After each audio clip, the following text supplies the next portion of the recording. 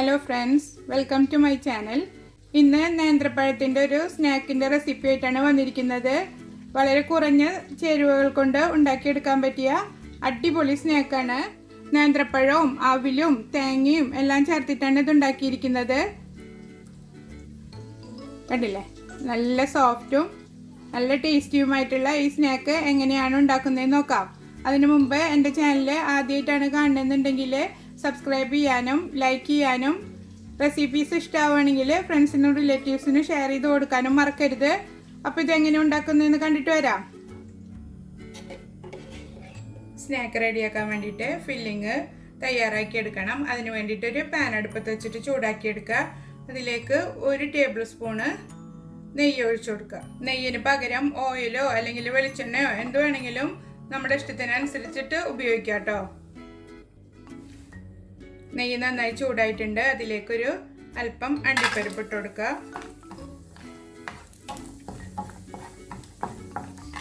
ഉണക്കമുന്തിരി,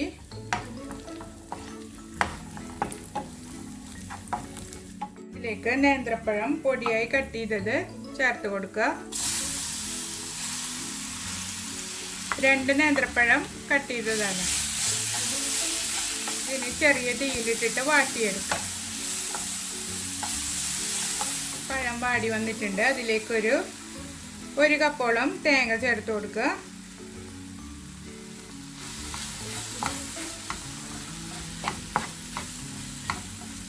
തേങ്ങയും പഴമൊക്കെ നന്നായി മിക്സ് ആകുന്നവരെ ഇളക്കി കൊടുക്കുക.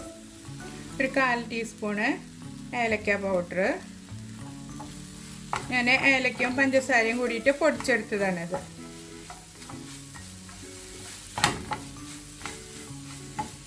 ഇനി നമുക്കിതിലേക്ക് മധുരത്തിന് ആവശ്യമായ പഞ്ചസാര ചേർത്ത് കൊടുക്കുക.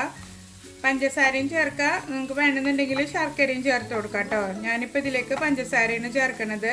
പഴത്തിൻ്റെ മധുരത്തിനനുസരിച്ച് പഞ്ചസാര ചേർത്ത് കൊടുക്കുക. ഞാനിപ്പോൾ ഒരു 2 ടേബിൾ സ്പൂണ് പഞ്ചസാര ചേർക്കുന്നത്.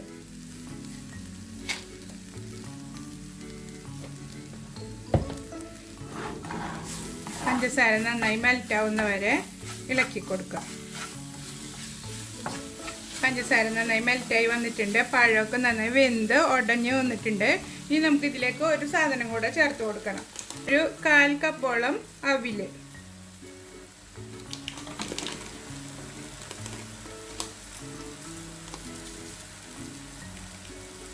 ഇതും ചേർത്തിട്ട് നന്നായി മിക്സ് ചെയ്തെടുക്കുക.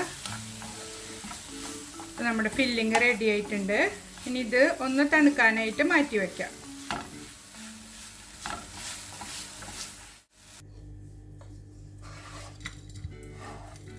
ഒന്ന് തണുത്തതിന് ശേഷം നമുക്കിത് മിക്സ് ചെയ്തെടുക്കാം. ഇപ്പോൾ ഒന്ന് തണുത്ത് വന്നിട്ടുണ്ട്. ഇനി നമുക്കിത് കൈകൊണ്ട് ഇങ്ങനെ നന്നായി ഉടച്ചു കൊടുക്കുക. നേന്ത്രപ്പഴത്തിൻ്റെ കട്ടയൊക്കെ ഉണ്ടെങ്കിൽ നന്നായി ഉടച്ചെടുക്കുക. നന്നായി തണുക്കാനായിട്ട് നിൽക്കരുത്, കാരണം അപ്പോൾ ഉടഞ്ഞു കിട്ടില്ല ശരിക്കും. ഒത്തിരി ചൂടോട് കൂടി തന്നെ ഉടച്ചെടുക്കുക. ഇനി നമുക്കിതിലേക്കുള്ള ബാറ്റർ തയ്യാറാക്കാം. ബാറ്റർ റെഡിയാക്കാൻ വേണ്ടിയിട്ട് മിക്സിയിലേക്ക് 1 കപ്പ് മൈദപ്പൊടി ഇട്ട് കൊടുക്കുക. ഒരു 2 ടേബിൾ സ്പൂണ് അരിപ്പൊടി ചേർത്ത് കൊടുക്കുക.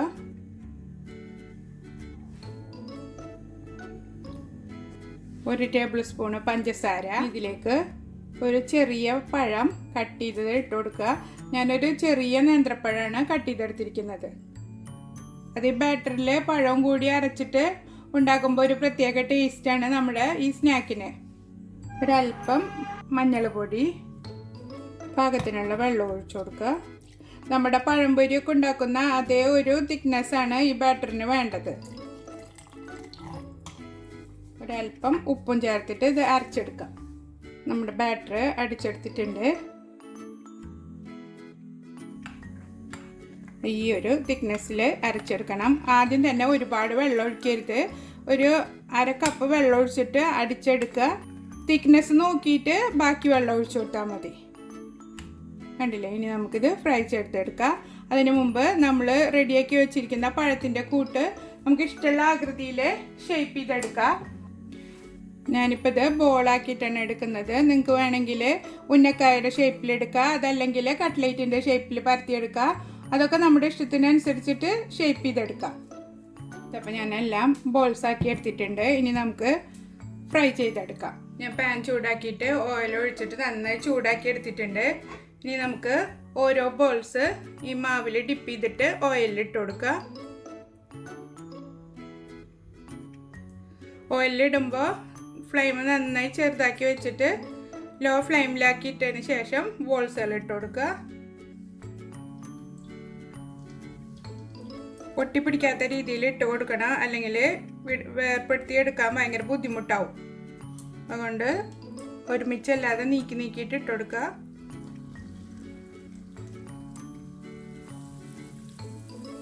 ഒരു സൈഡ് മൊരിയുമ്പോൾ നമുക്ക് മറിച്ചിട്ട് കൊടുക്കാം. നേന്ത്രപ്പഴം കയ്യിലുണ്ടെന്നുണ്ടെങ്കിൽ എളുപ്പത്തിൽ ഉണ്ടാക്കിയെടുക്കാൻ പറ്റിയ സ്നാക്കാണിത്. 4 മണിക്ക് ചായക്കും ഇപ്പോൾ നോമ്പ് തുറക്കുമ്പോഴും ഒക്കെ ഉണ്ടാക്കാൻ പറ്റിയ സ്നാക്കാണ്. അത് മറിച്ചിട്ട് കൊടുക്കുക. തിരിച്ചു മറിച്ചിട്ടിട്ട് ഗോൾഡൻ കളർ ആകുന്നത് വരെ ഫ്രൈ ചെയ്തെടുക്കാം. അപ്പോൾ നമ്മുടെ സ്നാക്ക് 2 സൈഡും ഫ്രൈ ആയി വന്നിട്ടുണ്ട്. ഇനി നമുക്കിത് എണ്ണയിൽ നിന്ന് കോരി മാറ്റിയിട്ട് ബാക്കിയിരിക്കുന്ന ബോൾസും ഇതുപോലെ തന്നെ ഫ്രൈ ചെയ്തെടുക്കാം. അപ്പോൾ ഇതാ ബാക്കിയുള്ളതും ഫ്രൈ ആയിട്ടുണ്ട്. നിങ്ങൾക്ക് ഇഷ്ടപ്പെടുകയാണെങ്കിൽ ട്രൈ ചെയ്ത് നോക്കിയിട്ട് ഫീഡ്ബാക്ക് അറിയിക്കുക. ബനാന സ്നാക്ക് റെഡി ആയിട്ടുണ്ട്. നേന്ത്രപ്പഴം കയ്യിലുണ്ടെന്നുണ്ടെങ്കിൽ എളുപ്പത്തിൽ ഉണ്ടാക്കിയെടുക്കാൻ പറ്റിയൊരു സ്നാക്കാണ്. എല്ലാവരും ട്രൈ ചെയ്ത് നോക്കിയിട്ട് ഫീഡ്ബാക്ക് അറിയിക്കുക. ഈ റെസിപ്പി പലർക്കും അറിയുന്നതായിരിക്കും, അറിയാത്തവരുണ്ടെങ്കിൽ ഉണ്ടാക്കി നോക്കുക കേട്ടോ. അപ്പം ഇനി അടുത്ത നല്ലൊരു വീഡിയോയുമായി വീണ്ടും കാണാം. ബൈ.